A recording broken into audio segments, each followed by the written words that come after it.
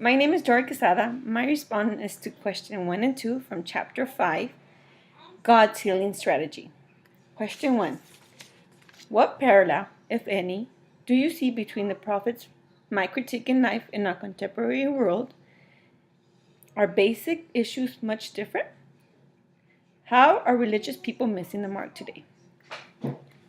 Basically, it's still the same critiques that the prophets make nowadays because people are still not obeying God's laws and the powerful are still empowered over the poor.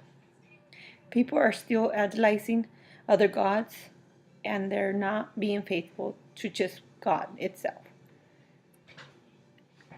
The issue has not changed much.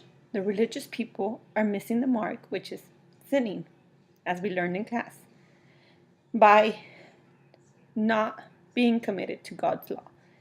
They might think that just by offering money to the church, being at church every Sunday, is all they need. They're not fully being committed. God wants us to be good people. He wants us to have an agape love towards Him.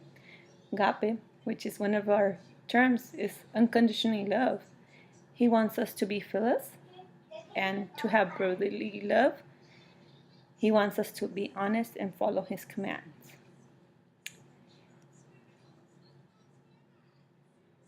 And most important, to always put God in first place. Like Amos 5:22 says, I can't stand your religious meetings. I'm fed up with your conferences and conventions. I want nothing to do with your religious projects, your presentations, slogans, and goals. I'm sick of your fundraising schemes, your public relations, and images. I've had all I can of your ego music. When was the last time you sang to me? Do you know what I want? I want justice, oceans of it. I want fairness, rivers of it. That's all I want. That's all I want. What this verse is trying to tell us is that God wants us to worship Him. He wants us to have a real good relationship with Him and always be faithful to Him. Second question. What socially consequences follow for the people losing an inheritance? An example, land. Why would it matter to God that all families must have a vine and a fig tree? Socially, losing an inheritance is seen as a failure. It's a possession of land that your ancestors has passed on to generation for a long time. And losing it could be seen as a failure.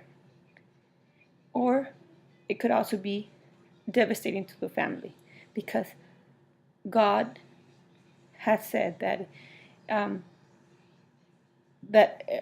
all that the family needs is a vine and a fig tree to survive, and He will give them health. If families keep their land, God promised them to always be healthy, and health is what the inheritance is. This has been a really tough class. We have all made it through it. We've all learned a lot from it. I personally have learned what an exegesis and a hermeneutic is, and I think that's going to help me with my future classes. Thank you for your time, and have a great week.